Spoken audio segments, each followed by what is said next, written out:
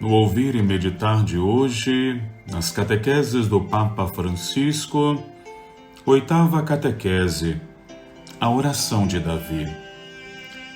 Estimados irmãos e irmãs, bom dia. No nosso itinerário de catequeses sobre a oração, hoje encontramos o rei Davi. Predileto de Deus, desde menino, foi escolhido por uma missão única, que assumirá um papel central na história do povo de Deus e da nossa fé. Nos evangelhos, Jesus é chamado várias vezes Filho de Davi. Com efeito, como ele nasce em Belém, da descendência de Davi, segundo as promessas, vem o Messias, um rei totalmente segundo o coração de Deus, em perfeita obediência ao Pai, cuja ação cumpre fielmente o seu plano de salvação. A vicissitude de Davi começa nas colinas ao redor de Belém, onde apacenta o rebanho do pai Jessé. É ainda um rapaz, o último de muitos irmãos, a ponto que quando o profeta Samuel, por ordem de Deus, vai em busca do novo rei, até parece que o seu pai se tinha esquecido dele e daquele filho mais novo. 1 Samuel, capítulo 16, versículos de 1 a 3. Trabalhava ao ar livre. Pensamos nele como o amigo do vento, dos sons da natureza, dos raios do sol. Só tem uma companhia para confortar a sua alma, a cítara. E nos longos dias de solidão, gosta de tocar e cantar ao seu Deus. Também brincava com a funda.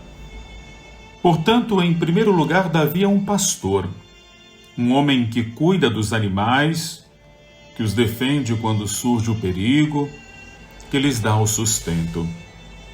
Quando Davi, por vontade de Deus, tiver que se preocupar pelo povo, não realizará ações muito diferentes destas.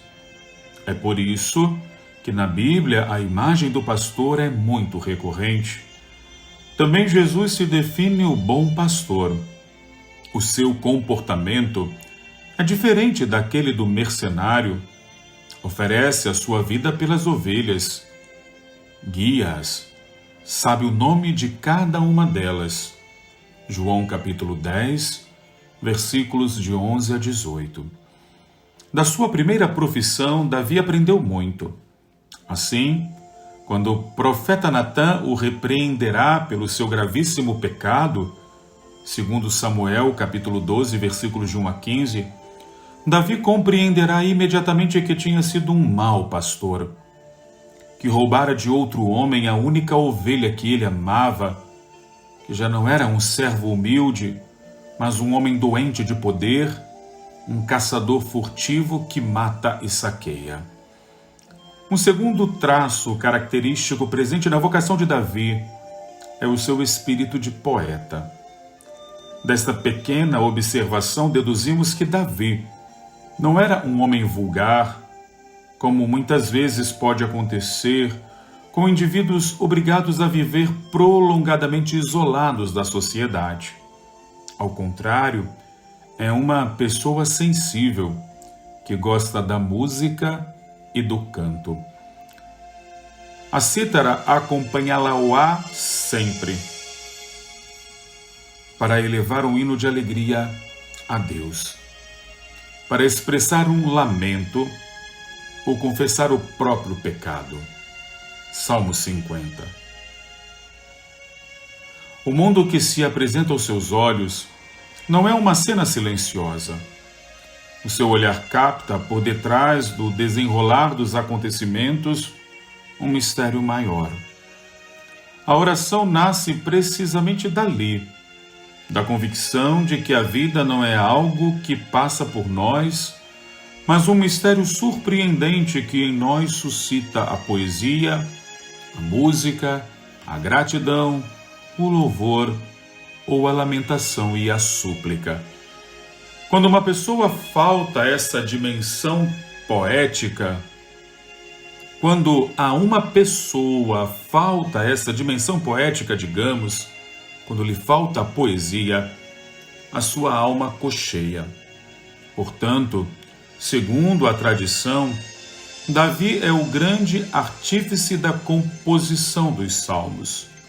No início, fazem frequentemente referência explícita ao rei de Israel e a alguns dos acontecimentos mais ou menos nobres da sua vida. Portanto, Davi tem um sonho: ser um bom pastor. Às vezes conseguirá estar à altura dessa tarefa, outras vezes não. Mas o que importa no contexto da história da salvação é que ele representa a profecia de outro rei, do qual é apenas anúncio e prefiguração. Fitemos Davi, pensemos em Davi, santo e pecador, perseguido e perseguidor, vítima e carnífice, o que é uma contradição. Davi era tudo isso ao mesmo tempo. E também nós, na nossa vida, temos traços frequentemente opostos. Na trama da vida, todos os homens pecam muitas vezes de incoerência. Na vida de Davi, existe apenas um fio condutor que confere unidade a tudo o que acontece: a sua oração. Esta é a voz que nunca se apaga. Davi santo reza. Davi pecador reza. Davi perseguido reza. Davi perseguidor reza. Davi vítima reza. Até Davi carnífice reza. Este é o fio condutor da sua vida, um homem de oração. Esta é a voz que nunca se apaga, quer assuma os tons do júbilo, quer os da lamentação, é sempre a mesma oração. Só muda a melodia. Agindo assim, Davi ensina-nos a deixar que tudo faça parte do diálogo com Deus. Tanto a alegria como a culpa, o amor como o sofrimento, a amizade como a doença, tudo pode tornar-se palavra dirigida ao Tu que nos ouve sempre. Davi, que conheceu a solidão, na verdade nunca esteve sozinho. E no fundo, este é o poder da oração. Em todos aqueles que lhe dão espaço na própria vida. A oração dá-nos nobreza. E Davi é nobre porque reza.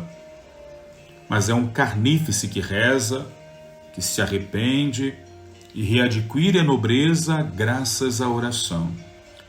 A oração confere-nos nobreza. Ela é capaz de assegurar a relação com Deus, que é o verdadeiro companheiro de caminho do homem.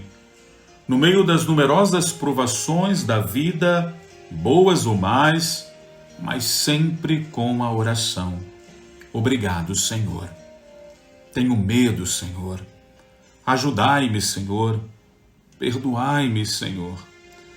Davi tinha tanta confiança que, quando foi perseguido e teve que fugir, não permitiu que o defendessem. Se o meu Deus me humilha deste modo, Ele sabe. Porque a nobreza da oração nos deixa nas mãos de Deus. Aquelas mãos chagadas de amor, as únicas mãos seguras que nós temos. De coração, saúdo a todos vós, amados irmãos e irmãs de língua portuguesa, desejando que eventuais nuvens sobre o vosso caminho não vos impeçam jamais de irradiar e enaltecer a glória e a esperança depositada em vós, cantando e louvando sempre ao Senhor em nossos corações e em vossos corações, dando graças por tudo a Deus Pai. Assim Deus vos abençoe.